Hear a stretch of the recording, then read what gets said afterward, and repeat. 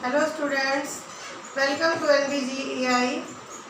पहले के वीडियो में मैंने आपको लेसन 2 क्लास 7 में उस पर मैंने आपको क्वेश्चन आंसर भी करा दिए हैं और नोट्स आपके स्टडी मटेरियल में पड़े हैं लेसन 2 के। और जो लेसन 3 हमारा स्टार्ट हो रहा है पृथ्वी का धरातल, तो इसके भी मैंने नोट्स आपको स्टडी मटेरियल में भेज दिए हैं, तो आप उससे निकाल कर देख लेंगे और उसको कॉपी पर नोट कर लेंगे और सभी बच्चे ये काम अपना करते रहेंगे। और आज हमारा लेसन स्टार्ट हो गया है, लेसन 3 पृथ्वी का धरातल। यानी हमारी पृथ्वी जो है उसका धरातल एक जैसा नहीं है, यानी जो पृथ्वी की सतह है वो समतल नहीं है, एक समान नहीं है। कहीं ऊबड़ है, कहीं पर्वत है, कहीं पहाड़ है, कहीं घाटियाँ हैं, कहीं पठार है। ठीक है, तो इस तरह से हमारी जो पृथ्वी का धरातल है वो एक समान नहीं है, यानी उसमें अलग अलग परिवर्तन जो होते रहते हैं तो वो स्वरूप बनते हैं। और परिवर्तन होने की प्रक्रिया है कि जैसे हमारी दो क्रिया है, आंतरिक क्रिया और बाह्य क्रिया। तो ये क्रियाओं के द्वारा पृथ्वी पर परिवर्तन होते हैं। आंतरिक क्रिया है तो जैसे उसमें जो चीज़ें हमें दिखाई नहीं देती हैं तो वो आंतरिक क्रिया होती है, जो प्रत्यक्ष रूप से हमें दिखाई नहीं देती हैं। जब वो बाहर आके अपना रूप दिखाती हैं, परिवर्तन करती हैं, तब हमें दिखाई पड़ता है कि ये प्रक्रिया या ये घटना हुई है। तो और जो बाह्य प्रक्रियाएं हैं यानी बाह्य क्रियाएं हैं वो हमें प्रत्यक्ष रूप से दिखाई देती हैं। तो आइए देखते हैं कि हमारी जो परिवर्तन की क्रियाएं हैं वो दो हैं। एक तो है हमारी आंतरिक क्रिया जो हमें प्रत्यक्ष रूप से दिखाई नहीं देती। उसके अंतर्गत ज्वालामुखी है,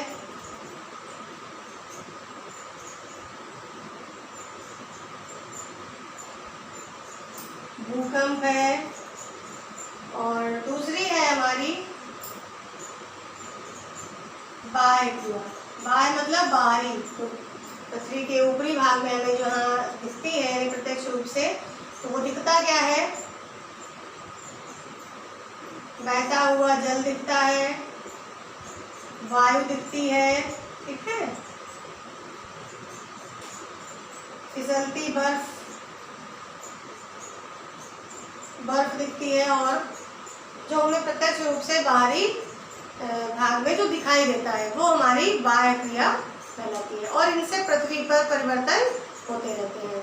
आंतरिक क्रिया क्या है? जैसे हमारा मान लीजिए ज्वालामुखी, मैंने आपको दिखाया है, ज्वालामुखी है, भूकंप है, तो जब इनमें क्रिया होती है, ज्वालामुखी फटता है, ये हमें पहले से पता नहीं होता है, ये आंतरिक गतिविधियों के कारण होता है। और जब बाहर निकल कर आता है तब मुझे दिखाई देता है और ये पृथ्वी के स्वरूप में परिवर्तन करता है। जब ये बाहर फूटता है तो ये इसका जो लावा गर्म बाहर निकलता है तो यह सख्त चट्टानों का रूप ले लेता है और इससे ज्वालामुखी पर्वत भी बनते हैं। जो ज्वालामुखी कम विस्फोटक होते हैं, यानी उनमें तीव्रता कम होती है, यानी कम तेजी से वो बाहर निकलते हैं लावा, तो वो पठार जैसा पठार का रूप ले लेते हैं।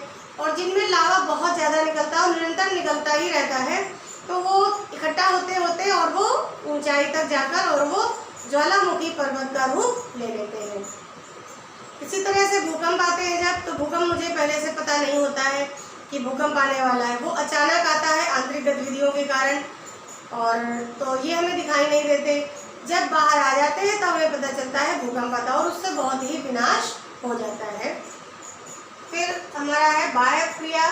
तो बाह्य क्रिया में बहता हुआ जल, जैसे हमारी नदियाँ हैं, समुद्र हैं, तो ये हमें दिखते हैं कि वो बह रहे हैं, ठीक है।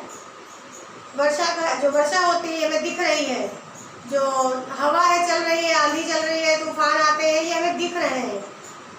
बर्फ का फिसलना, जो बर्फीले क्षेत्र है उनसे जो बर्फ पिघलती है, नीचे आती है, या बर्फ का गिरना, ये हमें दिखता है प्रत्यक्ष रूप से, तो ये बाह्य प्रक्रिया है। और ये पृथ्वी के स्वरूप में परिवर्तन इनके द्वारा भी होता है, क्योंकि नदियों को जो बहता हुआ जल है, जो नदियों अपना जल बहाती हैं, तो उसके साथ बहुत ही चट्टानें काट छाँट कर उनका जो मुलायम तत्व जो उनके होते हैं उनको काट छाँट कर अपने साथ बहाकर मैदानी क्षेत्रों में लेकर जाती हैं। तो ये मैंने आपको इतनी सी जानकारी दी और इसके आगे की जानकारी मैं आपको अगले वीडियो में दूंगी। थैंक्स।